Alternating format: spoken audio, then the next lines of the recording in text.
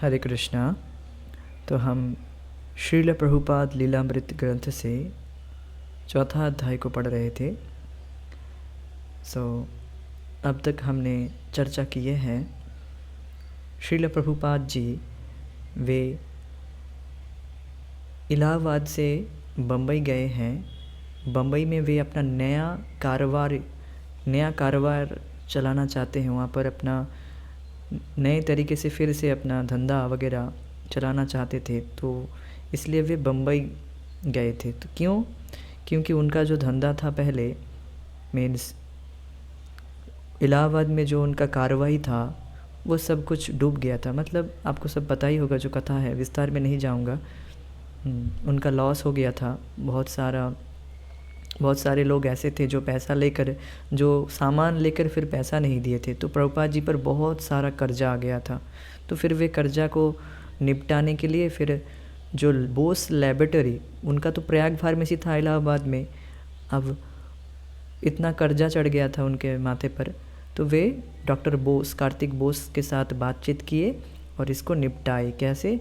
पूरे फार्मेसी को हैंडओवर कर दिए डॉक्टर कार्तिक बोस को। फिर उनके हाथ में और कुछ नहीं रह गया था।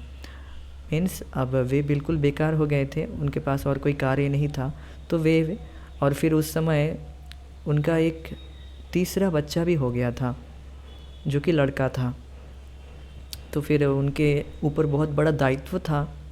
अब उनके गुरु भाई अब कह रहे थे उस समय, अब तो आप फ्री हो गए हैं, अब तो आप सन्यास हमारे साथ फुल टाइम भक्त क्यों ना बन जाते। तो देखिए, ये भी बात हमने चर्चा किए थे कि जो व्यक्ति गृहस्थी में प्रवेश किया है उसको अपने गृहस्थी के दायित्व कर्तव्यों को पालन करना ही है, ये बात है। इसीलिए प्रभुपाद जी बता रहे थे कि मैं भिक्षा नहीं मांग सकता, क्योंकि ये गृहस्थ कभी भिक्षा नहीं मांग सकता, यह बात है। जैसे अर्जुन भी बता रहा था कृष्ण को कि मैं युद्ध नहीं करूँगा, मैं भिक्षा मांग लूँगा, किंतु ऐसा नहीं हो सकता। क्षत्रिय, ब्राह्मण, ये अगर अपने पद से नीचे भी आ जाए, वे वैश्य का कार्य ले सकता है, किंतु कभी भिक्षा मांग नहीं सकता। तो ये विधि है। इसीलिए प्रभुपाद जी बता रहे थे कि वहाँ पर कि मैं भिक्षा नहीं मांग सकता, या फिर नंगे फर्श में नहीं सो सकता। इस तरह के सन्यासियों का जीवन मैं अभी नहीं कर सकता, क्योंकि उनके ऊपर दायित्व था। जो सन्यासी है, जो बिल्कुल सब कुछ घर बार बिल्कुल छोड़ दिए हैं, वैराग्य का बिल्कुल सब कुछ त्याग दिए हैं, अब जगत से उनका कोई मतलब नहीं है, अब वो भगवान की भक्ति में पूरी तरह से भगवान भक्ति कर रहे, तो वे भिक्षा मांग सकते हैं।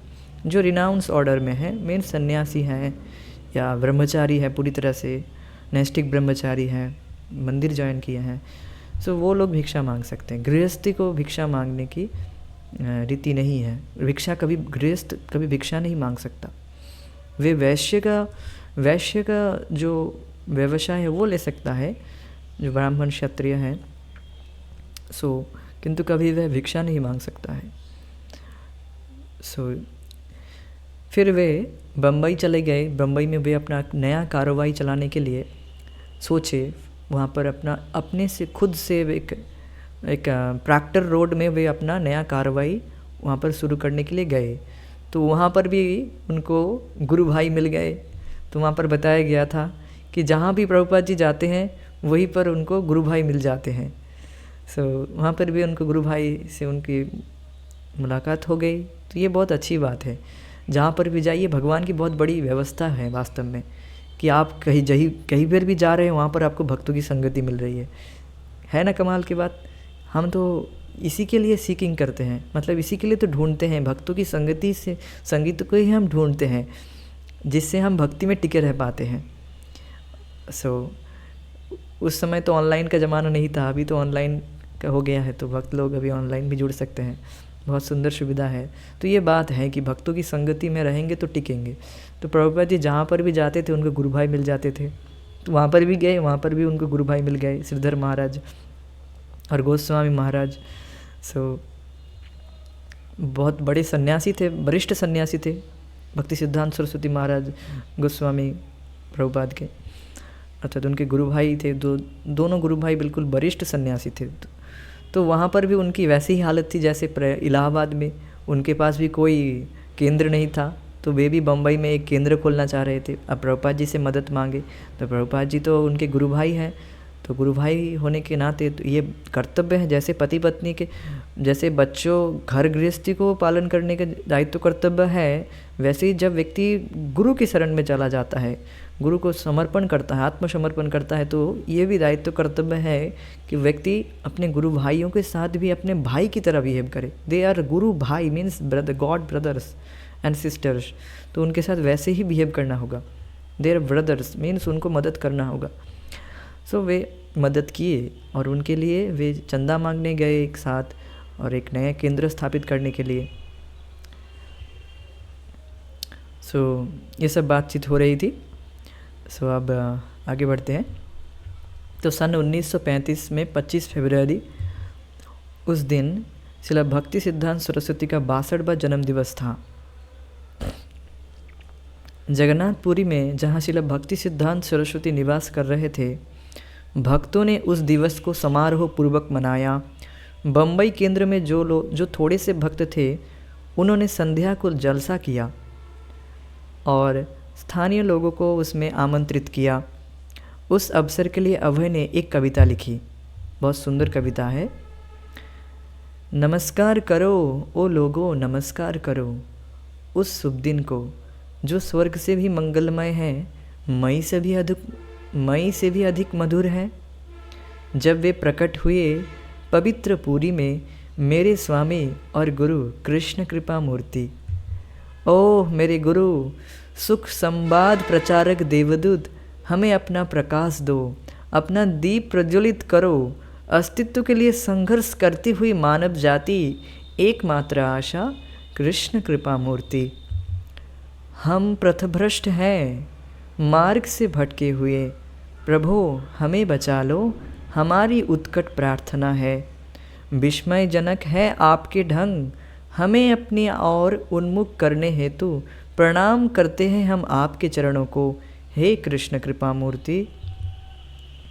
भूल गए हैं कृष्ण को हम पतित जीव, इससे हम भर रहे हैं माया का भारी कर। चारों ओर अंधकार सब अशूज, आशा है केवल कृष्ण कृपा मूर्ति। संदेश सेवा का आप लाए हो, स्वस्थ जीवन का जैसा चैतन्य लाए थे, सबको अज्ञात यह बंधन युक्त है, ये आपकी भेंट है, हे कृष्ण कृपा मूर्ति। परमेश्वर है इंद्रियानुभूति से युक्त, सिद्ध किया है आपने, निर्विशेष निराकार की विपत्ति का निराकरण किया है आपने, इससे पाया है जीवन नया स्फूर्तिमय हमने। अर्चन करते हैं आपके चरणों का, हे कृष्ण कृपा मूर्ति।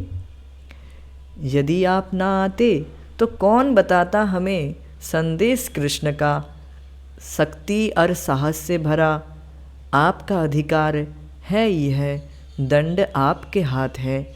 मुझ पतित का उद्धार कीजिए, हे कृष्ण कृपा मूर्ति। सेवा का मार्ग प्रशस्त आपके द्वारा, हर्षद और स्वस्थ है प्रातः के निरार बिंदु की तरह। सबसे प्राचीन किंतु नित्य नए परिधान में किया अद्भुत कर्म, हे कृष्ण कृपा मूर्ति। अभय चरण दास।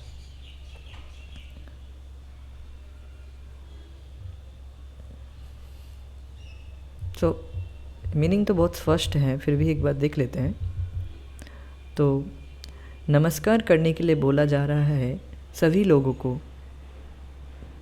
उस शुभ दिन को, मतलब जिस दिन भक्ति सिद्धांत सरस्वती ठाकुर आविर्भूत हुए थे, उस दिन की बात कही जा रही है। उस दिन को, उस शुभ दिन को जिस दिन भक्ति सिद्धांत अवतरित हुए थे। और वो दिन कैसा था, तो बता रहे हैं कि स्वर्ग से भी मंगलमय, स्वर्ग से भी ज़्यादा मंगलमय है वो दिन, मई से भी अधिक मधुर। मई मीन्स वसंत ऋतु, जो भौतिकता में, भौतिक जगत में सबसे सुंदर जो मौसम है वो बसंत है। तो उससे भी ज़्यादा मधुर है वह दिन जब वे प्रकट हुए पवित्र पुरी धाम में, मेरे स्वामी और गुरु कृष्ण कृपा मूर्ति। कृष्ण की कृपा मूर्ति है वह। ओह मेरे गुरु, सुख संवाद प्रचारक देवदूत, वे मेरे गुरु सुख संवाद लेकर आए हैं, प्रचारक देवदूत हैं, मीन्स भगवान के दूत हैं वे। हमें अपना प्रकाश दो। अपना प्रकाश दो मतलब अपने ज्ञान के प्रकाश को दो हमें। अपना दीप प्रज्वलित करो। हमारे पास कोई दीप नहीं है, हम अंधेरे में हैं, बिल्कुल अज्ञान के अंधकार में हैं। आप अपना दीप प्रज्वलित कीजिए जिसके द्वारा हम देख पाए। हम हैं अंधे। अस्तित्व के लिए संघर्ष करती हुई मानव जाति अपने अस्तित्व के लिए संघर्ष कर रही है। खाने के लिए, आहार, निद्रा, भय, मैथुन के लिए केवल संघर्ष कर रहा है। मानव भूल गया है अपने आप को ही व्यक्ति भूल गया है और केवल पशु चेतना में व्यक्ति जीवन जी रहा है, इसलिए संघर्ष कर रहा है। और उनको आप दिशा दिखाइए, पथ दिखाइए। ज्ञान के अंजन, ज्ञान रूपी दीप प्रज्वलित कीजिए जिसके द्वारा हम देख पाए कि वास्तव में संघर्ष क्यों कर रहे हैं हम, क्योंकि हम अपने आप को शरीर मान रहे। तो ये अज्ञान रूपी जो अंधकार है उसको दूर कीजिए। तो एकमात्र आशा कृष्ण कृपा मूर्ति। हम पथभ्रष्ट हैं, मार्ग से भटके हुए। प्रभु हमें बचा लो, हमारी उत्कट प्रार्थना है। उत्कट मीन्स बहुत विनम्रता से प्रार्थना कर रहे हैं यहाँ पर श्रील प्रभुपाद जी अपने गुरु महाराज को कि हम सभी पथभ्रष्ट हो गए हैं, पथ से बिल्कुल अलग हट गए हैं। जो मार्ग होना चाहिए मानव जीवन का, मानव जीवन मिला ही है ब्रह्म अनुसंधान के लिए, भगवत अनुसंधान के लिए। वहाँ से पथभ्रष्ट होकर बिल्कुल पशु की तरह जी रहे हैं। सो हे प्रभु हमें बचा लो। बिल्कुल नरक की ओर जा रहे हैं, उल्टी दिशा में भाग रहे हैं और बहुत ही स्पीड में भाग रहे हैं। सभी लोग फर्स्ट आना चाहते हैं। किस में? कौन पहले नरक जाएगा, उसमें फर्स्ट होना चाहते हैं सभी लोग। अब देखिए अभी की जो सिविलाइजेशन है that is only animal civilization, पशु सभ्यता विथ हैट कोट, मतलब हैट कोट पहने हुए सब पशु। सो ये सभ्यता में आप देख सकते हैं कि सब भटके हुए हैं अपने मार्ग से। तो उनको बचा लो आप, हमारी उत्कट प्रार्थना है। विस्मयजनक है आपके ढंग, विस्मयजनक है आपके ढंग, हमें अपनी ओर उन्मुख करने हेतु प्रणाम करते हैं हम आपके चरणों को, हे कृष्ण कृपा मूर्ति। मतलब आपका जो ढंग है वो विस्मयजनक है, वो शानदार है, अमेजिंग है। क्यों? क्योंकि जो आपका जो ये ढंग है खंडनकारी तरीका और आपकी जो विद्वत्तापूर्ण वाणी, उसके द्वारा आप सभी जो अपसंप्रदायी हैं उनका सब छेदन कर देते हैं।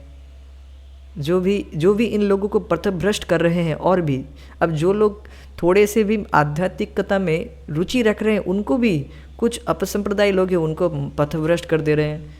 तो आपके विस्मयजनक ढंग हमें अपनी ओर उन्मुख करने हेतु, मतलब आपका जो स्टाइल है, ढंग है, वो बहुत विस्मयजनक है, जो कि हमें अपने ओर उन्मुख करने हेतु आप इस तरह से अपना विस्मयजनक ढंग से आप लीला कर रहे हैं।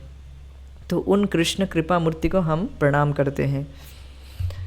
भूल गए हैं कृष्ण को हम पतित जीव, इससे हम भर रहे हैं माया का भारी कर। भूलिया रहिलो अमी संसार भीतरे। सो हम वास्तव में हम दुख क्यों भोग रहे हैं? माया का भारी कर दे रहे हैं। टैक्स बहुत ज़्यादा माया बहुत चार्ज करती है, फिर भी हम उसी में लग जाते हैं। बार बार पैसा डाल के हम दुख भोगते हैं, पेमेंट कर रहे हैं दुख भोगने के लिए। See how we are foolish. So Krishna Kripa Murti किसको बोल रहे हैं? कृष्ण कृपा मूर्ति श्रील भक्ति सिद्धांत सरस्वती ठाकुर को बोल रहे हैं। भूल गए हैं कृष्ण को हम, तो हम कृष्ण को भूल गए हैं, हम कृष्ण को भूल गए, भगवान को भूल गए हैं। How much we are fallen, जो कि हमारे बीजदाता पिता है, अहम बीज प्रद पिता। बार बार भगवान कृष्ण गीता में, सोचिए अगर आपके पिता को अगर ऐसा बोलना पड़े, अरे नालायक, मैं तुम्हारा बाप हूँ। तो क्या पिता को शर्म नहीं आती आएगी? मतलब कैसी बात है, पिता को बार बार बोलना पड़ रहा है, मैं तुम्हारा बाप हूँ, तुम्हारा पिता हूँ, अहम सर्वस्व प्रभुवो। सो ये भगवान का ऐसा बार बार बोलना पड़ रहा है। सो देखिए how much we are fallen, हम भगवान को भूल गए हैं। तो इससे हम भर रहे हैं माया का भारी कर। अब भूल गए हैं कृष्ण भूलिया जीव अनाधीर बहिर्मुख, अतएव माया तारे दय संसार दुख। इसलिए माया हमें भारी दुख दे रही है, और के दुख फ्री में नहीं, उसमें पैसा भी डाल रहे हैं हम खुद ही तो पैसा दे रहे हैं दुख भोगने के लिए। ये जो इंद्र तृप्ति करते हैं लोग, इसमें क्या पैसा नहीं लगता है? इसमें तो सबसे ज़्यादा पैसा लगता है। यहाँ भक्ति करने में कुछ क्या खर्चा है? बहुत कम, ना के बराबर। वास्तव में फ्री में हरे कृष्ण जाप करने में क्या खर्चा लगता है, या फिर आप कथा सुनने में क्या खर्चा है? उसमें थोड़ा सा आप नेट भर लीजिए, वो भी बहुत कम है। सो जो भी है, आप देख सकते कि इंद्रिय तृप्ति करने में बहुत भारी कर देना पड़ता है, बहुत भारी खर्चा करता है व्यक्ति, और फिर मिलता है क्या उसे? फ्रस्ट्रेशन और कुछ नहीं। तो ये बात है। चारों ओर अंधकार सब असूझ, मतलब किसी को समझ नहीं आ रहा, सब असूझ है, सब कुछ धुंधला सा है, कोई किसी को कुछ रास्ता दिख नहीं रहा है, असूझ है। चारों ओर अंधकार सब असूझ, असूझ मीन्स समझ में ना आने वाली स्थिति, जिसका समाधान ना मिले, उसे कहते हैं असूझ। तो चारों ओर अंधकार और सब असूझ, किसी को कुछ सलूशन ही नहीं मिल रहा है, अपने किसी का कुछ समस्या, किसी का कुछ, सबका कुछ नया नया परेशानी है, सबकी कुछ नई परेशानी, कि मेरे कुछ। सो ये सब किसी को कुछ समझ में ही नहीं आ रहा है कैसे सॉल्व करे। सो आशा है केवल कृष्ण कृपा मूर्ति, केवल आप ही आशा है, हे कृष्ण कृपा मूर्ति। तो देखिए वास्तव में सारी परेशानी का जड़ यही है, कृष्ण को भूल जाने की। ये बात है, सभी परेशानियों का यही कारण है, भगवान को भूल गए हैं। संदेश सेवा का आप लाए हो, संदेश सेवा का आप लाए हो। स्वस्थ जीवन का जैसा चैतन्य लाए थे, स्वस्थ जीवन का जैसा चैतन्य लाए थे, मतलब सेवा तो हम कर रहे हैं किंतु माया की, और आप लाए हैं कैसी सेवा? भगवत सेवा, जैसा चैतन्य लाए थे। भगवान चैतन्य महाप्रभु जैसा लाए थे, जैसा सेवा लाए थे, कृष्ण हरिनाम, कृष्ण प्रेम कैसे जागृत होगी? जैसे सेवा करके, भगवान की सेवा करके हम भगवान के प्रति प्रेम को, शुद्ध भक्ति, शुद्ध प्रेम को जागृत कर सके, वैसा ही आप लाए हो, संदेश आप लाए हो, जैसा चैतन्य लाए थे। भगवान चैतन्य महाप्रभु के बाद कुछ अपसंप्रदाय आए, जो फिर से चैतन्य महाप्रभु ने फिर से जो महाप्रभु के जो इंस्ट्रक्शन को उसको धुंधला कर दिया, उसको कवर्ड अप कर दिया, ढक दिया। तो उन अपसंप्रदाय को आपने दूर किया। Excuse me. सबको अज्ञात यह बंधन युक्त है, किसी को पता नहीं है, किसी को समझ में नहीं आ रहा है कि वे बंधन से युक्त हैं। ये आपकी भेंट है, हे कृष्ण कृपा मूर्ति।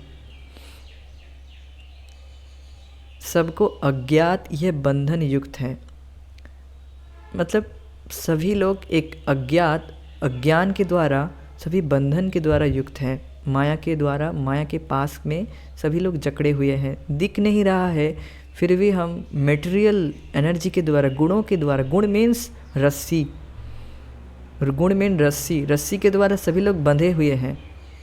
सभी लोग all are force to do something, मतलब हम समझ रहे हैं कि हम जो कर रहे हैं वो सही है।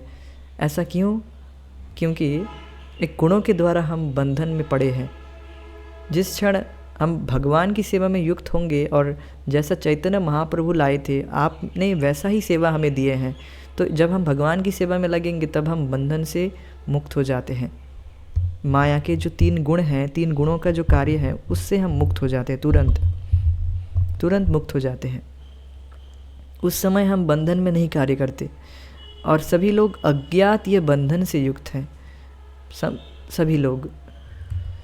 तो ये लाइन, ये जो स्ट्रेंजर है, ये जो पंक्ति है, सबसे ज़्यादा महत्वपूर्ण है यहाँ पर, इसके लिए मैंने हाईलाइट किया है। भक्ति सिद्धांत सरस्वती ठाकुर को ये पंक्ति बहुत पसंद आई। परमेश्वर है इंद्रियानुभूति से युक्त, सिद्ध किया है आपने। निर्विशेष निराकारवाद की विपत्ति का निराकरण किया है आपने। Absolute is sentient, thou has proved. Impersonal calamity thou has removed. So absolute is sentient, absolute परमेश्वर है sentient. Sentient means is a person, इंद्रियानुभूति से युक्त, इज ए पर्सन, परमेश्वर भगवान एक व्यक्ति है। आप हम जैसे ही एक व्यक्ति है। वे कोई ऐसा नहीं कि परमेश्वर भगवान कोई अलादीन का चिराग है, कुछ जीन वगैरह है, ऐसा नहीं। आप कुछ बस कुछ उनको बस ऑर्डर करेंगे, ऐसा नहीं है। वे हाँ, आप हम जैसे व्यक्ति हैं। और सेंसिएंट मीन्स बहुत ज़्यादा बहुत ज़्यादा वे संवेदनशील हैं, संवेदनशील, सेंसिटिव, सेंसिएंट। इसलिए हम जब भी भगवान कृष्ण की जब सेवा में हम लग रहे हैं तो भगवान बहुत सचेत है, हम क्या किस चेतना में सेवा कर रहे हैं, कैसे कर रहे हैं। कृष्णा इज़ सो पर्सनल, बहुत व्यक्तिगत है। ऐसा नहीं सोचना चाहिए बस केवल मैकेनिकली कि हम मैकेनिकली यांत्रिक रूप से हम कुछ कर रहे हैं, सेवा कर रहे हैं, ऐसा नहीं सोचना चाहिए। हम भगवान की सेवा कर रहे हैं, और भगवान है इंद्रियानुभूति से युक्त। मीन्स हम अपने जड़ इंद्रियों से तो अनुभव नहीं कर सकते हैं, किंतु भगवान अपनी इच्छा से हमारी इंद्रियों में प्रकट होते हैं। सिद्ध किया है आपने। ये जो निराकारवादी, ये जो इम्पर्सनलिस्ट है, इनका निराकारवादी की विपत्ति का निराकरण किया है आपने। ये जो तथाकथित निराकार निर्विशेषवादी है, ये लोग भगवान के सुंदर बपू को काट रहे हैं। मतलब बता रहे कि भगवान निराकार है, भगवान का कोई रूप नहीं है। तो ये तो वैसे ही हुआ जैसे सबसे सुंदर व्यक्ति को कहा जाए आप बिल्कुल पंगु है, तो फिर ये तो बहुत बड़ी अपराध हुई है। तो ये विपत्ति है।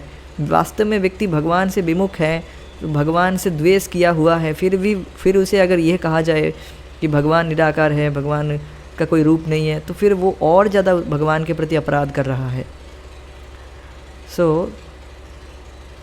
आपने सिद्ध किया है कि भगवान है इंद्रियानुभूति से युक्त, इज ए पर्सन, सेंसिएंट।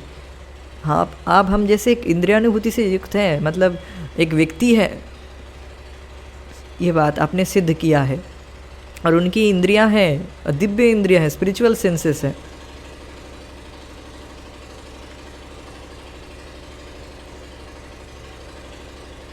अंगानि यस्य शकलेन्द्रिय वृत्तिमान्ति। वे अपने एक इंद्रियों से सभी इंद्रियों के कार्य कर सकते हैं। वे देखने के द्वारा भी खा सकते हैं, और कान के द्वारा भी वे खा सकते हैं। सब कुछ एक इंद्रिय के द्वारा सारे और इंद्रियों के कार्य कर सकते हैं। अंगानि यस्य शकलेन्द्रिय वृत्तिमान्ति। सकलेन्द्रिय वृत्तिमान्ति।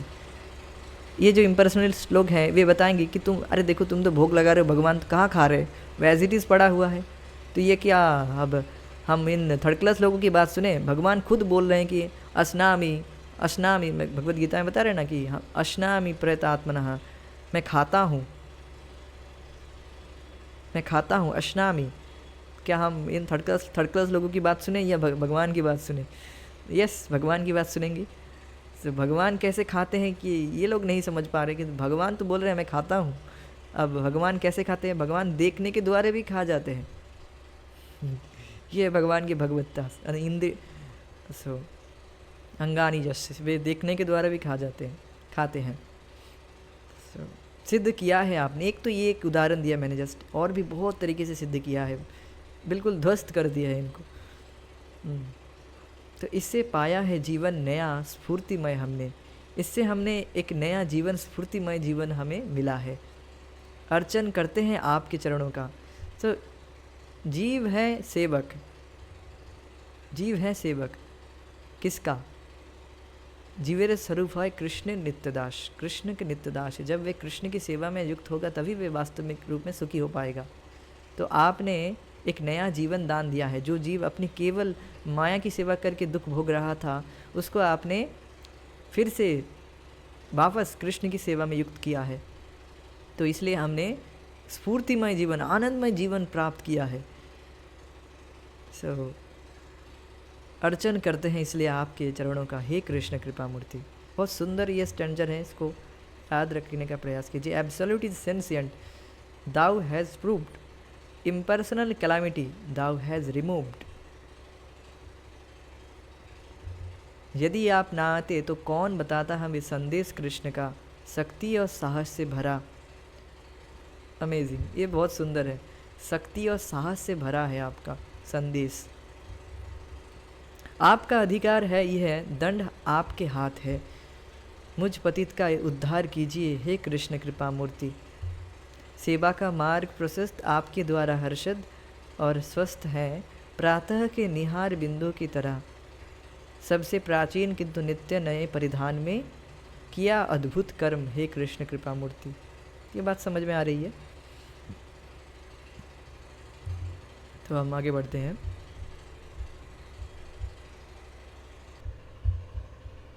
ठीक है, फिर भी देख लेता हूँ एक बार फिर से। तो ये बात इतना तो समझ में आ गया है, हे कृष्ण कृपा मूर्ति। तो यदि आप ना आते तो कौन बताता हमें कृष्ण का संदेश, शक्ति और साहस से भरा। आपका अधिकार है यह दंड आपके हाथ। दंड मीन्स उनके हाथ, सन्यासी का दंड है ना। सो आपका अधिकार यह है, दंड है आपके हाथ में, और मुझ पतित का उद्धार कीजिए। तो भक्ति सिद्धांत सरस्वती इतने महान वैष्णव है, सो वे ही हमारा उद्धार कर सकते हैं। वे ही अपने कृष्ण के संदेश और शक्ति साहस से भरा उनका जो प्रचार है, और उसके द्वारा हमें उद्धार करेंगे। मतलब कृष्ण की सेवा में युक्त करके हम कृष्ण की सेवा करके कृष्ण के प्रति प्रेम जागृत कर लेंगे। तो उनकी कृपा से, गुरु की कृपा क्या है? कृपा यही है कि उनकी वाणी ही उनकी कृपा है। वे साहस से भरा जो ये कृष्ण का संदेश दिया है, इस संदेश को पालन करके हम अपने जीवन में हम इस पतित जीवन से उद्धार पा सकेंगे। यही है गुरु की कृपा। ऐसा नहीं कि अब गुरुदेव आप कुछ लाठी से कुछ आपको टच कर देंगे या फिर कुछ हाथ से रेज निकाल देंगे। ऐसा नहीं होता है, ऐसा नहीं है।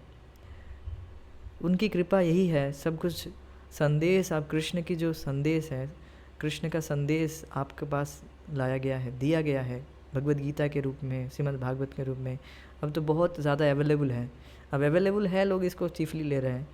वो हमें नहीं करना है, हमें बहुत ही सिंसियरली इन ग्रंथों को पढ़ना है, और केवल पढ़ना नहीं, उनको अपने जीवन में लगाना भी है। इसलिए प्रभुपाद जी बार बार बताते हैं, read my books very sincerely, not only read, study कीजिए, मेरे ग्रंथों को स्टडी कीजिए, पढ़िए।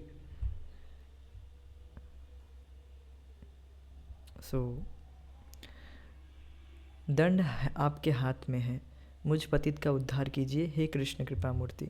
सेवा का मार्ग प्रशस्त आपके द्वारा हर्षद और स्वस्थ है, प्रातः के निहार बिंदु की तरह। सबसे प्राचीन किंतु नित्य नए परिधान में किया अद्भुत कर्म। तो इतनी बात समझ में आ रही है यहाँ पर कि आपने जैसे कर्म किया है सबसे प्राचीन किंतु नित्य नए परिधान में। सबसे प्राचीन मतलब आपने जैसे कर्म किए हैं, जैसे कार्य किए हैं, वो सबसे प्राचीन है। और मतलब प्राचीन मतलब ऐसा कभी तक आज अभी तक कोई किया नहीं है। कृष्ण भावनामृत का प्रचार प्रसार आपने जो किया है वो ऐसा कभी कोई नहीं कर सकता है। आपके द्वारा ही प्रचार प्रारंभ हुआ है कृष्ण भावनामृत का। प्रारंभ मीन्स अब जो बीच में रुक गया था चैतन्य महाप्रभु के बाद, आपने फिर से उसको शुरू किया है। तो सबसे प्राचीन किंतु नित्य नए परिधान में, एक नए परिधान में अपनी नए नई लीलाओं को प्रस्तुत करके, नए परिधान में, तो कार्य तो वही प्राचीन चैतन्य महाप्रभु का ही जो वाणी है उसी को आपने प्रस्तुत किया है। कुछ नया सिद्धांत नहीं दिया है आपने, समझ रहे हैं? कोई नया सिद्धांत नहीं दिया है, वही उसी को फिर से प्रस्तुत किया है जो ढक गया था फिर से एक बार। सेवा का मार्ग प्रशस्त आपके द्वारा, सेवा का जो मार्ग है भगवान कृष्ण की सेवा, उसके मार्ग को, पथ को और प्रशस्त किया आपके द्वारा। हर्षद और स्वस्थ है आपके निहार बिंदु की तरह, हर्षद और स्वस्थ है प्रातः के निहार बिंदु की तरह। सो प्रातः काल के जो निहार बिंदु है, जो प्रातः काल के जब अभी उस तरह से स्वच्छ, स्वस्थ और फ्रेश, इतनी बात समझ में आ रही। देखिए प्रातः की निहार बिंदु, प्रातः काल आप देखेंगे अभी तो जाड़े में ऐसा रहता है, निहार बिंदु फ्रेश रहता है। सो उसकी बात बताई जा रही है। तो अब समझ में आ रहा है कि ये निहार बिंदु क्या है? निहार बिंदु है ओस, ड्यू ड्रॉप्स। अभी जाड़े के समय में तो अभी आप देख सकते हो ओस को बिल्कुल। सो वो ओस बिल्कुल फ्रेश रहता है, बिल्कुल क्लियर, स्वच्छ। सो उस तरह से आपने स्वच्छ कर दिया है, बिल्कुल क्लियर, क्रिस्टल क्लियर कर दिया है। करना क्या है?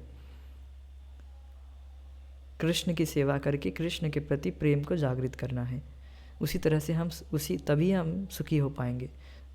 और क्योंकि हमारे हृदय अभी कठोर है, बिल्कुल पाषाण है, कठोर है, इसलिए हम समझ नहीं पा रहे हैं। हृदय क्लियर हो जाएगा जब सेवा करते करते हृदय कोमल होगा, तब हम समझ पाएंगे। हर्षद और स्वस्थ है। और ये जो सेवा का मार्ग आपने दिया है वो कैसा है, उसका बताया जा रहा है प्रातः के निहार बिंदु की तरह। समझ में आ गया? तो सबसे प्राचीन किंतु नित्य नए परिधान में किया अद्भुत कर्म, हे कृष्ण कृपा मूर्ति। Abhay Charan Das. Hope you can understand now. So Abhay ने एक भाषण भी तैयार किया था जिसे उन्होंने एकत्रित अतिथियों और गौड़ीय मठ के सदस्यों के सामने पढ़ा। यद्यपि उनकी मातृभाषा बंगाली थी, किंतु उनकी अंग्रेजी स्पष्ट और सुबोध थी। सज्जनों, आचार्य देव की अभ्यर्थना का जो आयोजन आज शाम यहाँ किया गया है वह किसी शाखा विशेष का नहीं है, क्योंकि जब हम गुरुदेव या आचार्य देव के मूलभूत सिद्धांत की बात करते हैं तो यह सर्वव्यापी सिद्धांत की बात होती है। इसमें मेरे गुरु, आपके गुरु या अन्य के गुरु में भेद करने का प्रश्न नहीं उठता। गुरु केवल एक है जो मुझे, आपको और अन्य को शिक्षा देने के लिए असंख्य रूपों में प्रकट होते हैं। गुरु या आचार्य देव जैसा कि प्रामाणिक धर्मशास्त्रों से हमें ज्ञात होता है,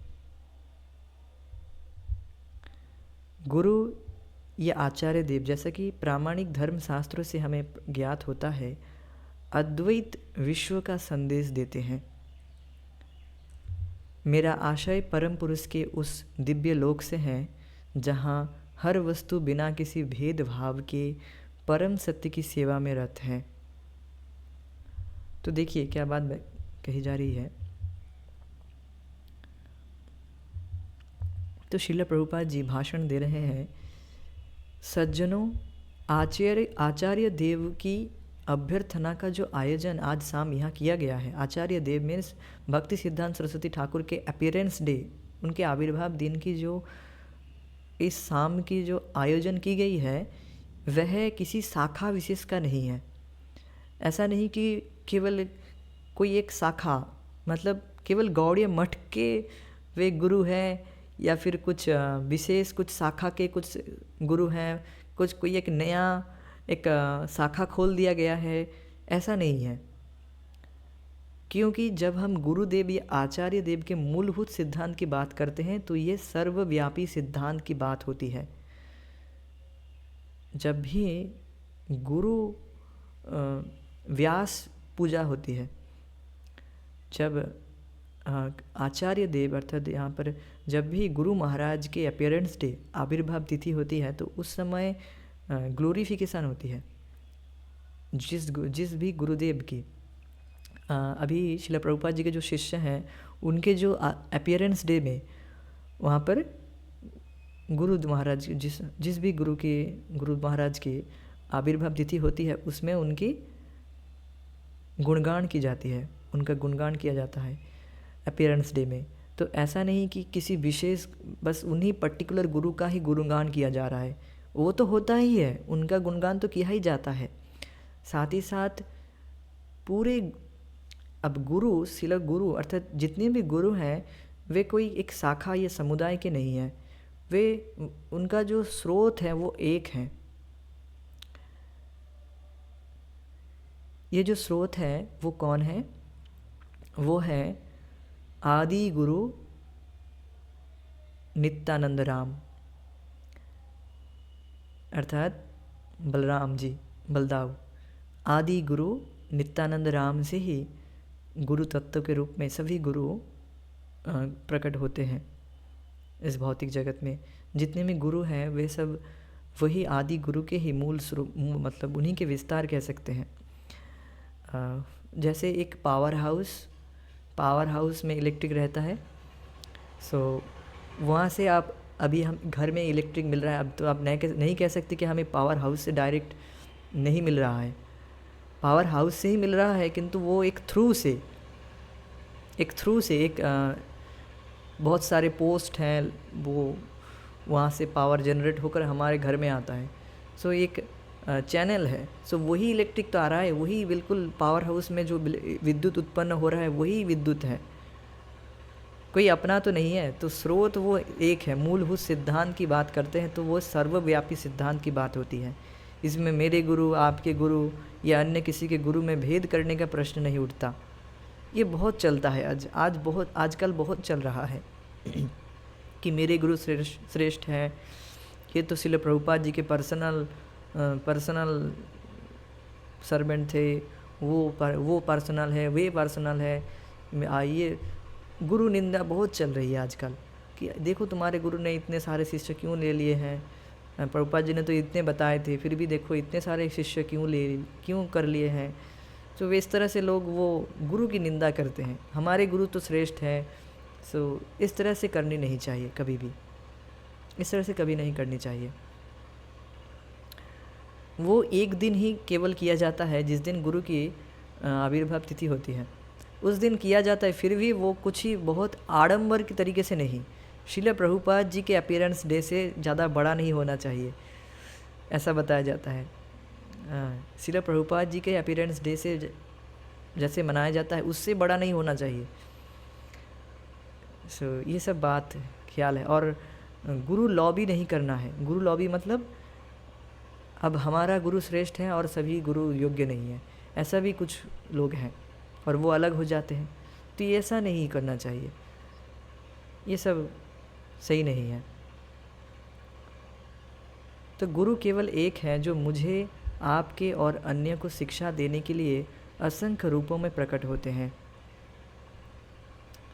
गुरु या आचार्य देव जो समझ पा रहे, गुरु केवल एक हैं जो मुझे और आपके अन्य को शिक्षा देने के लिए ही असंख्य रूपों में प्रकट होते हैं।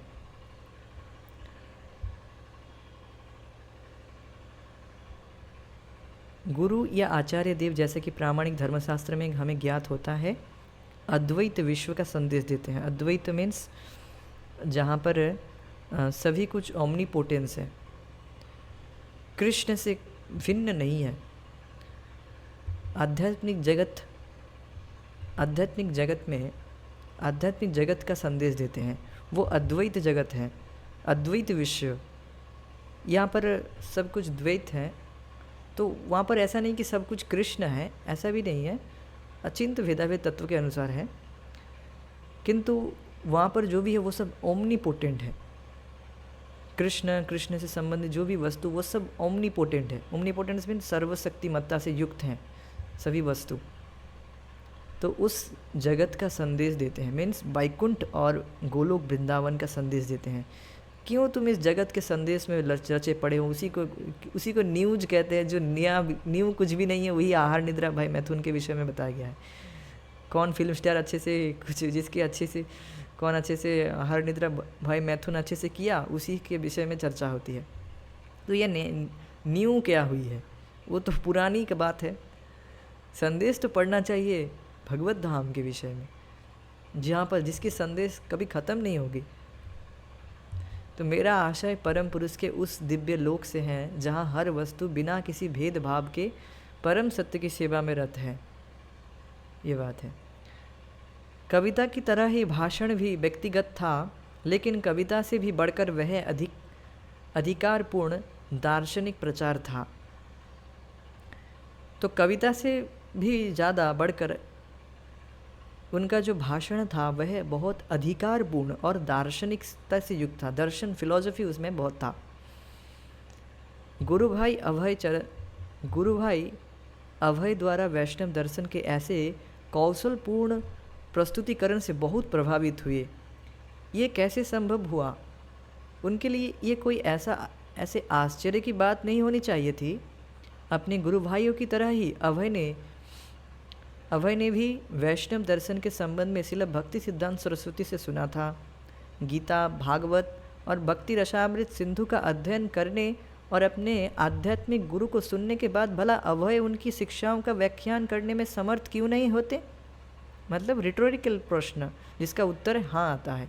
यस, अवश्य वे कर पाते हैं, इसीलिए वे कर पा रहे हैं। क्यों नहीं कर पाएंगे? अवश्य कर पाएंगे। क्यों वे परंपरा के भक्त नहीं थे? क्या वे परंपरा के भक्त नहीं थे? मतलब वे परंपरा के भक्त थे, भक्ति सिद्धांत के शिष्य थे, लेकिन उस समय तक किसी को मालूम नहीं था कि वे अंग्रेजी में इतनी दक्षता से प्रचार कर सकते हैं। किसी को मालूम नहीं था। सभी लोग चकित हो गए थे कि ये गृहस्थ के रूप में इतना सुंदर तरीके से, फिर भी और तो अंग्रेजी में। अब फिर से कंटिन्यू हो रहा है उनका भाषण। इसलिए यदि परम सत्य एक है जिसके विषय में हम सोचते हैं कोई मतभेद नहीं है, तो गुरु भी दो नहीं हो सकते। जिन आचार्य देव की विनम्र अभ्यर्थना के लिए हम आज एकत्र हुए हैं, वे किसी शाखागत संस्था के या सत्य की विभिन्न व्याख्या करने वाले बहुत से गुरुओं में से एक नहीं हैं। तो अब जैसे भगवान कृष्ण, परमेश्वर भगवान Shri Krishna, supreme personality of the God head हैं श्री कृष्ण, वैसे ही गुरु तत्व भी एक है। गुरु तत्व भी एक है, उनसे ही सभी शक्ति प्राप्त किए हुए हैं, उन्हीं का विस्तार कह सकते हैं। आचार्य माम विजिन्भन, आचार्य को मेरा ही स्वरूप समझो, ना मन्यते करिचिद, इस तरह से एक श्लोक है। जो आध्यात्मिक गुरु हैं वे भगवान कृष्ण का ही स्वरूप हैं, बट कृष्ण नहीं है। गुरु इज नॉट कृष्ण।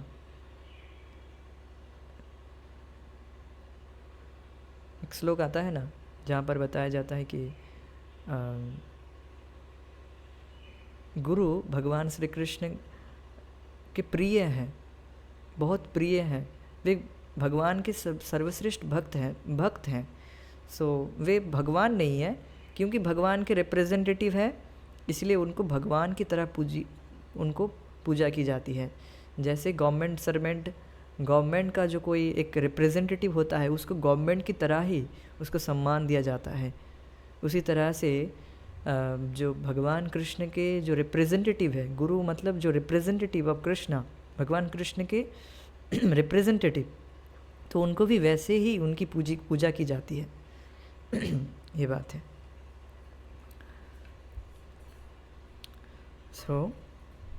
वे किसी शाखागत संस्था के या सत्य की विभिन्न व्याख्या करने वाले बहुत से गुरुओं में से एक नहीं है।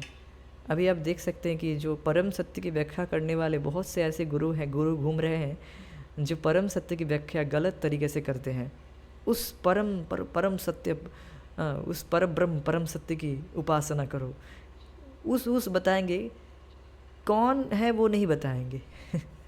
That amazing.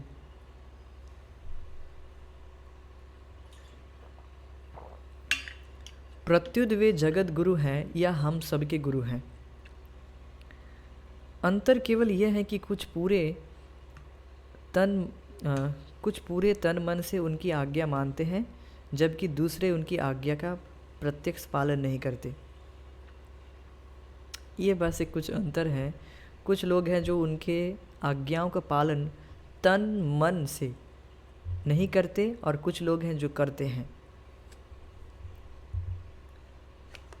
जिस गुरु के संबंध में अभय बोल रहे थे, निश्चय ही वे श्रील भक्ति सिद्धांत सरस्वती थे, धर्मशास्त्र के मूल संग्रहकर्ता व्यासदेव के प्रतिनिधि। जो भी हम शास्त्र पढ़ रहे हैं, श्रीमद् भागवतम, भगवद गीता श्रील व्यासदेव के द्वारा दी गई है, तो उन्हीं के प्रतिनिधि के द्वारा ही हम पढ़ रहे हैं, अर्थात परंपरा में। अभय ने समझाया कि किस प्रकार श्री कृष्ण ने सृष्टिकर्ता ब्रह्मा को दिव्य ज्ञान दिया था। ब्रह्मा से वह ज्ञान नारद को मिला, नारद से व्यास को, और व्यास से मध्व को। क्योंकि श्रील भक्ति सिद्धांत वैदिक ज्ञान को बिना किसी टीका टिप्पणी के यथा परंपरा प्रस्तुत कर रहे थे, यथारूप परंपरा रूप में प्रस्तुत कर रहे थे। इसलिए वे ही सच्चे गुरु थे, जो लोगों को वेदों के प्रामाणिक ज्ञान से लाभान्वित कर सकते थे।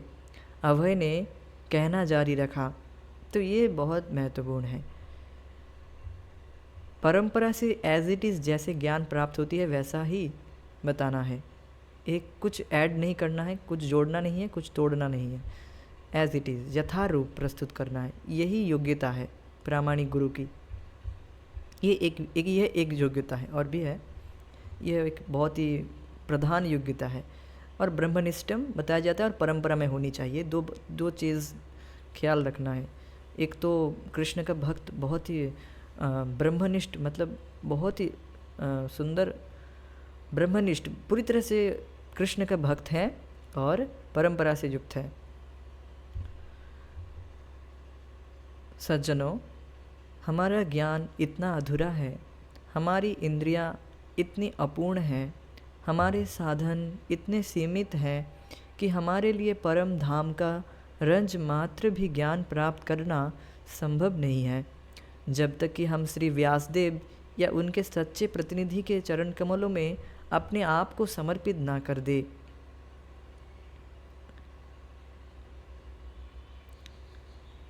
तो देखिए, जो छोटा बच्चा है, पहले तो सिद्धांत समझ रहे हैं यहाँ पर क्या बताई गई। सिद्धांत यह बात है कि हम हैं बिल्कुल जड़ बुद्धि वाले, हमारी इंद्रियां अपूर्ण है, ज्ञान अधूरा है, हमारे साधन इतने सीमित हैं। पहली बात क्या बताई जा रही है? ज्ञान अधूरा है और इंद्रियां अपूर्ण हैं। इंद्रियों के द्वारा ही हम ज्ञान ग्रहण करते हैं। आँखों से देख रहे हैं, अभी कान से सुन रहे हैं, तो ज्ञान हो रहा है। अब इंद्रियां अपूर्ण है, तो इसलिए हम अपने अपूर्ण इंद्रियों से ज्ञान को कैसे समझ पाएंगे? मतलब अपने आप से कैसे ज्ञान को बनाएंगे, कैसे, मतलब ज्ञान को कैसे ढूंढेंगे? कोई बताएगा तब ना सुन पाएंगे। जैसे अभी हम परंपरा से सुन रहे हैं तो हम समझ पा रहे हैं, नहीं तो हम पास बिल्कुल साइड में ये सब टेक्स्ट रखे हैं, तो इसलिए हम कुछ समझ पा रहे हैं। मैं कैसे अपने आप से कुछ बता सकता हूँ? मैं तो बद्ध जीव हूँ। मैं जो भी बताऊँगा, मैं कंडीशन सोल हूँ, मैं वो गलत ही बताऊँगा। इसलिए अब साइड में टेक्स्ट रख देता हूँ कि जिससे उससे बाहर ना निकल जाए मेरी वाणी, क्योंकि मेरी जो इंद्रियां हैं वो अपूर्ण हैं और मेरा ज्ञान भी कुछ नहीं है। तो हमारे साधन, और फिर मैं कुछ ज्ञान को अगर कहीं से ले भी लूँ तो उसका जो स्रोत है, सोर्स भी कहाँ पर है? कुछ नहीं है मेरे पास, केवल शास्त्र के अलावा। शास्त्र ही एकमात्र सोर्स है, और शास्त्र का ज्ञान इंद्रियानुभूति से परे है। भगवान के द्वारा भगवद गीता दी गई है और उनके द्वारा शक्ति प्राप्त उनके ही सक्तावेश अवतार व्यासदेव जी वे ग्रंथ प्रस्तुत कर, शास्त्र प्रस्तुत किए हैं, और वे भी सब समाधि भाषा है। भगवान कृष्ण में बिल्कुल समाधि लगा कर रखे थे, तो वे भी भगवान के बिल्कुल सक्तावेश अवतार हैं। तो वे लोग इंद्रियों के ज्ञान से परे हैं, मतलब वे आध्यात्मिक इंद्रिय से युक्त हैं और उनके पास है पूरा ज्ञान, संपूर्ण ज्ञान, पूर्ण ज्ञान, क्योंकि वे भगवान कृष्ण से ही परंपरा से ज्ञान को प्राप्त कर रहे हैं। तो हमारे पास कोई साधन भी नहीं है, सोर्स नहीं है, इंद्रियां अपूर्ण हैं। एक गणित करते हैं, उसको 10 बार प्रैक्टिस करते हैं, फिर परीक्षा में फिर भी गलती करते हैं। सो आपका ये एक्सपीरियंस रहा होगा। हाँ, हमको तो क्या कितनी बार डांट पड़ी, फिर भी चूक जाते थे। ऐसे मार्क्स तो आ जाता था, मेरा मैथ्स तो अच्छा ही था, फिर भी चूक हो जाती थी, फिर भी गलती हो जाती थी। ऐसा नहीं बिल्कुल 100%, वो बहुत रेयर, कभी नहीं 100% नहीं होता था। तो आप देख सकते हैं कि बार बार प्रैक्टिस करने के बाद भी गलती होती है।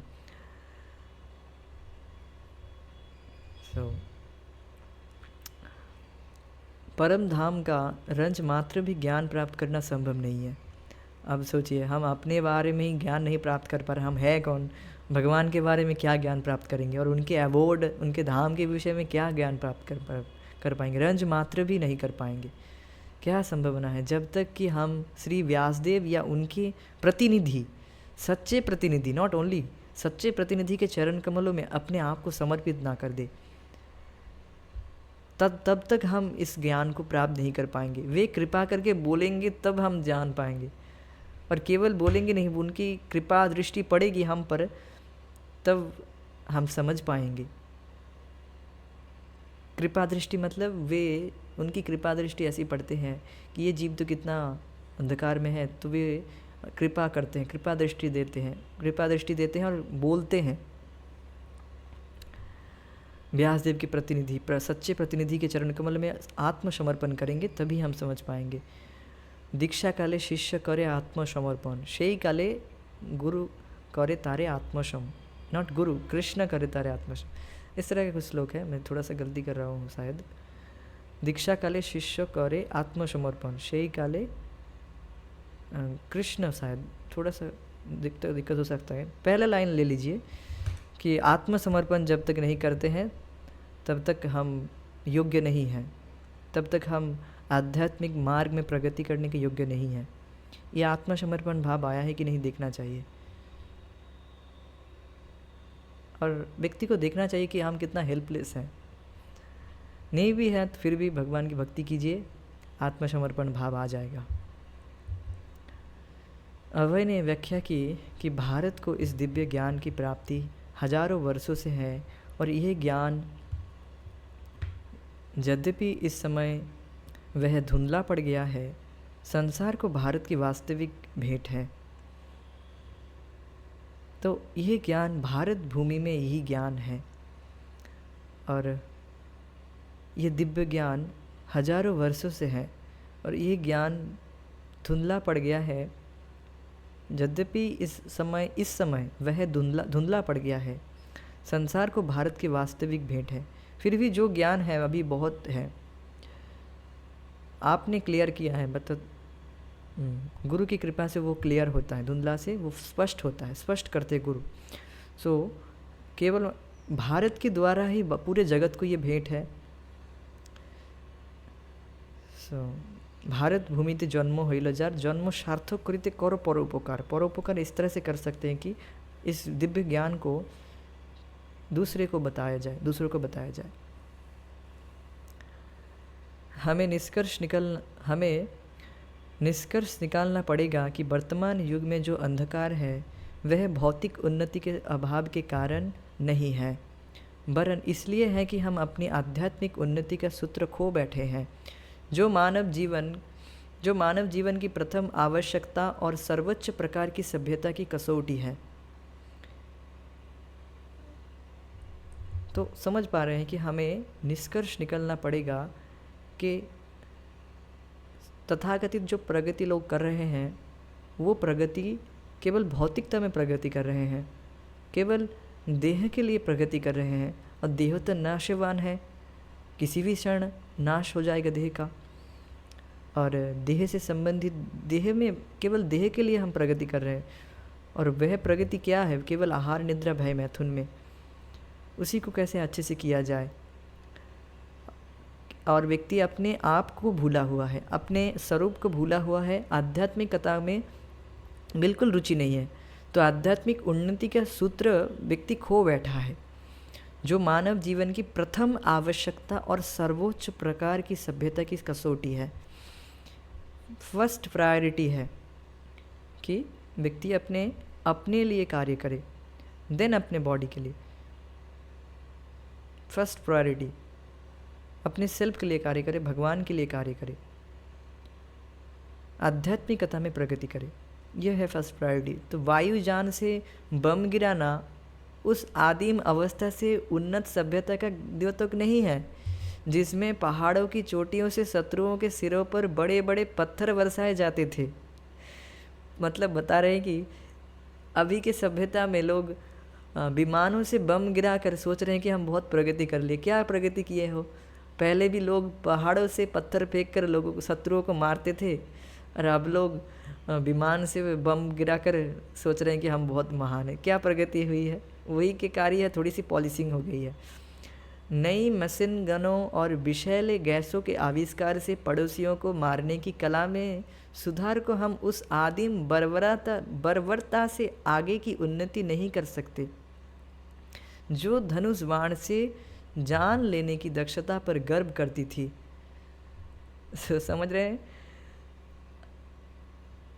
हम सोच रहे हैं कि हम मशीन गन बना लिए हैं, विषैले गैस बना लिए हैं, पड़ोसियों को मारने की कला में सुधार के द्वारा हम समझ रहे हैं कि हम आदिम युग में, अर्थात पुराने युगों में जो लोग पहले धनुष बाण से लोग मार कर लोगों को, शत्रुओं को मार कर गर्व करते थे अपने पर, लोग सोच रहे हैं कि अभी हम ये सब मशीन गन बनाकर बहुत ज़्यादा प्रगति कर लिए हैं।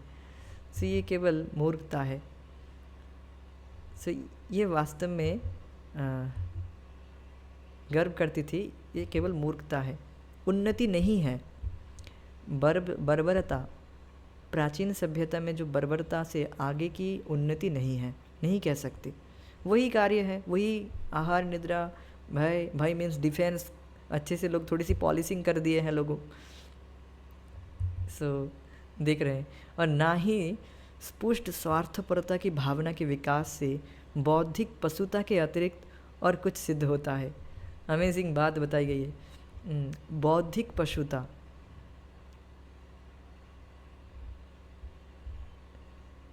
बौद्धिक पशुता मतलब पशु क्या कार्य करते हैं? केवल 4 चीज़, आहार, खाना पीना, सोना और मैथुन और लड़ाई झगड़ा करना। उसी को आधुनिक लोग हैट कोट पहन कर रहे हैं और अपने आप को सोच रहे हैं कि हम पहले के ज़मानों के लोगों से बहुत ज़्यादा प्रगतिशील हैं। ये लोग तो कुछ जानते ही नहीं, क्या शास्त्र पढ़ते रहते हैं ये लोग तो बिल्कुल बिछड़े हुए हैं, बर्बर हैं, ये लोग तो कुछ जानते ही नहीं, हम तो बहुत प्रगति किए हैं। तो ये कुछ नहीं, केवल बौद्धिक पशुता है। इसलिए प्रभुपाद जी इनको कटाक्ष करते हैं कि हैट कोट पैंट पहनकर पशु की तरह कार्य कर लेने से मनुष्य नहीं हो जाते हैं लोग, मनुष्य की तरह, मनुष्य से अधिक प्रगतिशील नहीं हो जाते। केवल यह बौद्धिक पशुता है। अतः जब अन्य लोग अभी तक ऐतिहासिक अनअस्तित्व के पेट में थे, भारत के ऋषियों ने एक भिन्न प्रकार की सभ्यता का विकास किया, जो हमें स्वयं को जानने में समर्थ बनाती है। उन्होंने अन्वेषण किया कि हमारा अस्तित्व निरा भौतिक नहीं है, वरन हम आध्यात्मिक, स्थायी और परम सत्य के अविनश्वर सेवक हैं। तो जब दूसरे लोग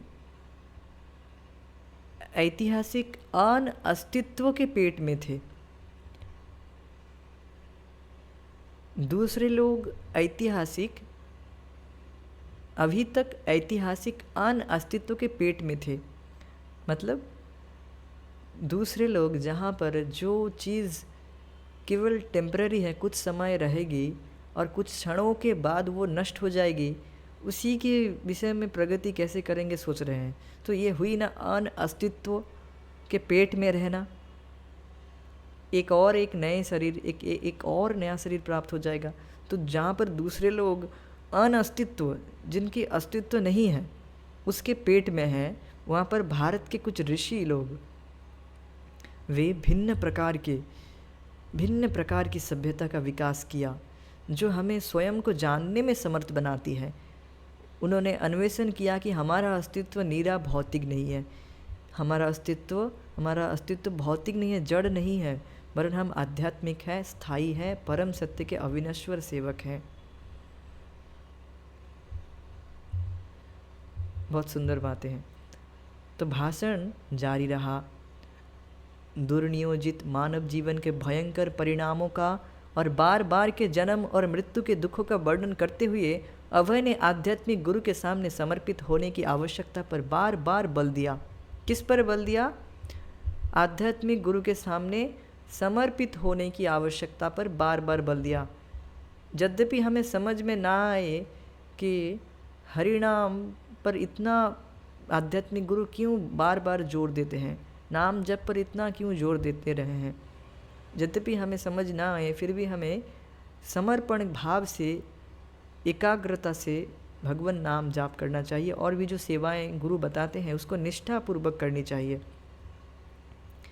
तो ये है समर्पण। देखिए, समर्पण मतलब हमारी कोई एक्सपीरियंस, हमें कोई अनुभव नहीं है, बट आध्यात्मिक गुरु पर श्रद्धा रखकर हम कार्य करते हैं तो हमें भी एक्सपीरियंस मिलता है, अनुभव मिलता है। तो बार बार बताते हैं, इसलिए बार बार बताया जाता है कि आध्यात्मिक गुरु पर श्रद्धा रखनी चाहिए। डॉक्टर पर, जो सद वैद्य होते हैं, उन पर श्रद्धा रखकर दवा लेते हैं तो बीमारी ठीक हो जाती है। ऐसे वही बात है।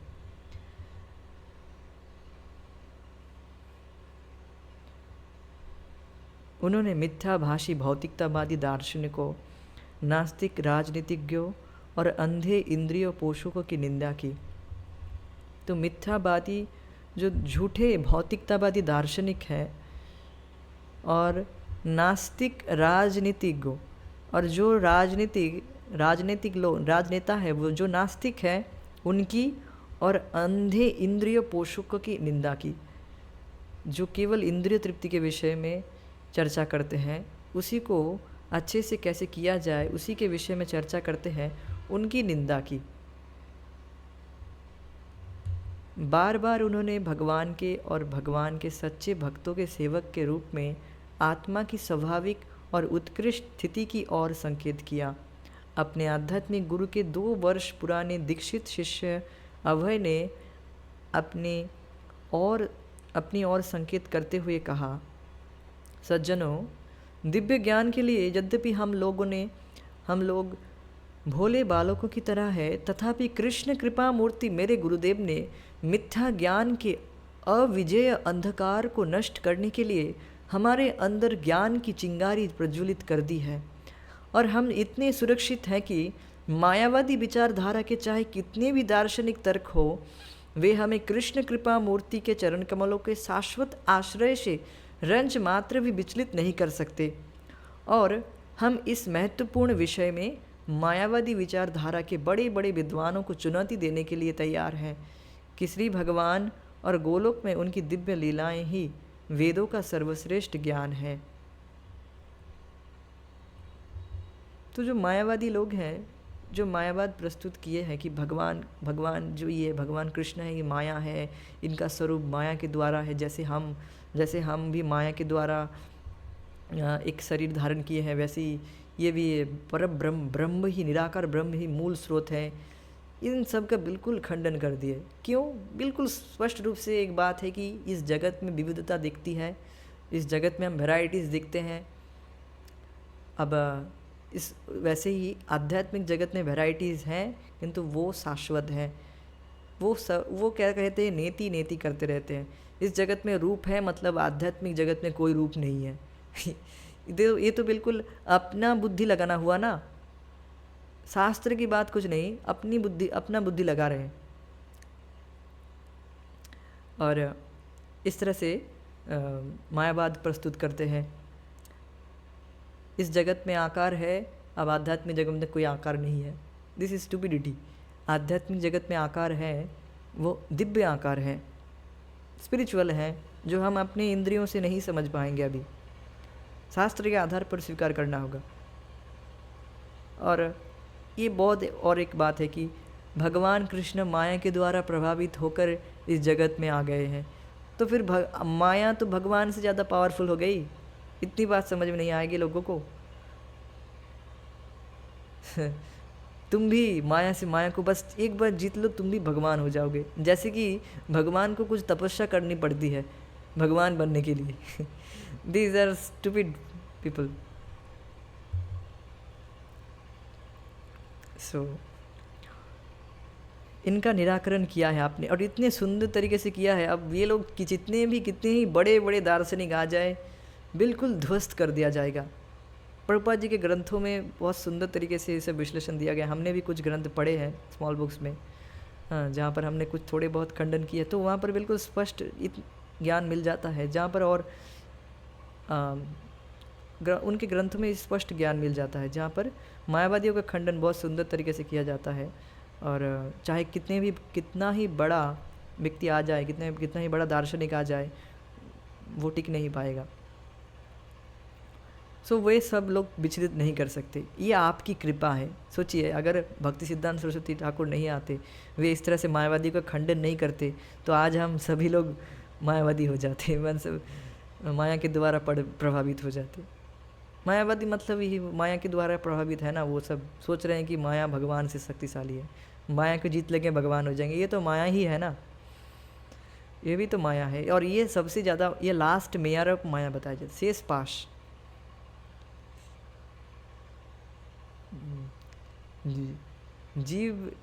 जीव वैसे ही वो भोग करने के द्वारा भगवान बनने का प्रयास कर रहा है। उसको फिर से ये प्रोत्साहन दिया जाए कि तुम ही भगवान हो, बातों हम तुमसे ही हवा चल रही है, तुमसे ही सूर्य उग रहा है, सब कुछ। तो वो तो और ज़्यादा फूल जाएगा, अरे मैं भगवान हूँ, अरे पता नहीं था। तो वो व्यक्ति और ज़्यादा माया में पड़ जाएगा। इससे तो हम बच गए। आज भक्ति सिद्धांत सरस्वती ठाकुर प्रभुपाद की कृपा से आज हम बचे हुए हैं। कहाँ पर थोड़े से लोग आध्यात्मिकता में रुचि रखते हैं, वहाँ पर भी लोग भटक जाते हैं। ऐसा अभी संभावना ही नहीं है। श्रील प्रभुपाद जी के ग्रंथों की वजह से, भक्ति सिद्धांत सरस्वती ठाकुर के द्वारा दी गई, मतलब जो उनका ही जो तर्क वितर्क है, जो कि शास्त्र के द्वारा है, वही श्रील प्रभुपाद जी ने रखे हैं। इसलिए तो हम श्रील प्रभुपाद जी के प्रणाम मंत्र में बता दें, निर्विशेष शून्यवादी पाश्चात्य देशतारी, निर्विशेष शून्यवादी, बिल्कुल निर्विशेष निराकारवादी को बिल्कुल खंडन कर देते हैं। क्योंकि उनके गुरु महाराज ऐसे करते, तो उसी टेक्निक को यूज़ करते हैं श्रील प्रभुपाद जी। हाँ, तदंतर उन्होंने आत्मसमर्पण की ओजमयी प्रार्थना के साथ अपने भाषण का समापन किया। व्यक्तिगत रूप से मुझे कोई आशा नहीं है कि आपने जीवन के आगामी करोड़ों जन्मों में मैं श्री भगवान की प्रत्यक्ष सेवा का कोई अवसर पाऊं। तो बता रहे हैं कि व्यक्तिगत रूप से मुझे कोई आशा नहीं है कि मैं अपने जीवन में आगामी करोड़ों जन्मों में मैं श्री भगवान की प्रत्यक्ष सेवा का कोई अवसर पाऊं। मुझे कोई आशा नहीं है व्यक्तिगत रूप से, किंतु मुझे विश्वास है कि किसी न किसी दिन उस माया के कीचड़ से मेरा उद्धार होगा जिसमें इस समय मैं जकड़ा हुआ हूँ। अतएव सच्चे मन से मैं अपने देव स्वरूप गुरु के चरण कमलों में निवेदन करता हूँ कि मैं अपने पूर्व दुष्कृत्यों के लिए जो मेरा भोग्य है उसे मुझे भोगने दिया जाए, किंतु इस अनुभूति की मुझे शक्ति प्राप्त हो जाए कि परम श्री भगवान के एक तुच्छ सेवक के अतिरिक्त मैं कुछ नहीं हूँ।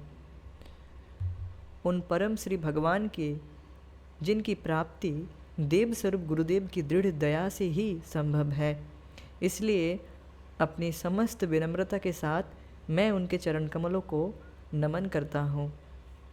बहुत सुंदर प्रार्थना है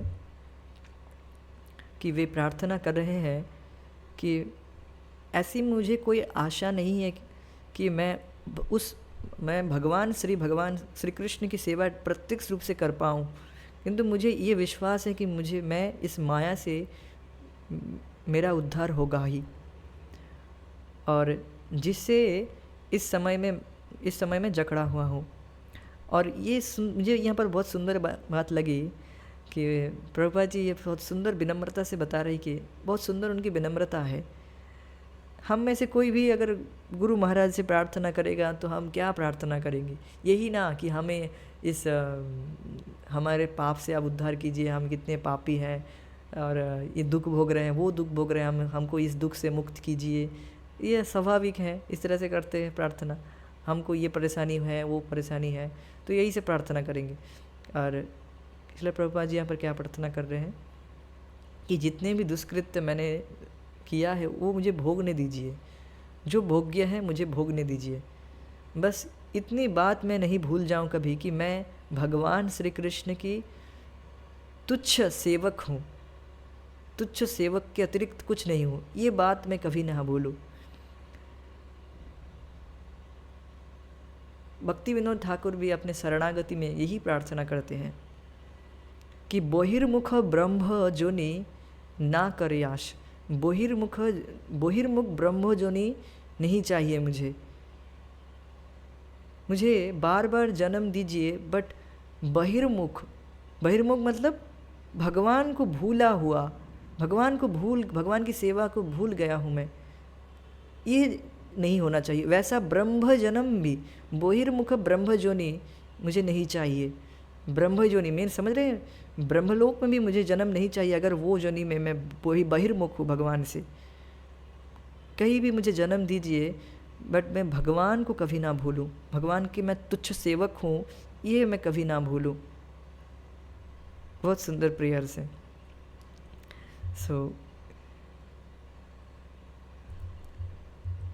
उन परम श्री भगवान के जिनकी प्राप्ति देव स्वरूप गुरुदेव की दया से संभव है। यहाँ पर उनका भाषण यहाँ पर समाप्त हो रहा है। हम यहीं पर अपनी कक्षा को एंड करेंगे। हरे कृष्णा, जय श्रील प्रभुपाद, निताय गौर प्रेमानंदे, हरि हरि बोल। Thank you so much, thank you for joining. Will continue tomorrow Krishna willing. Hare Krishna.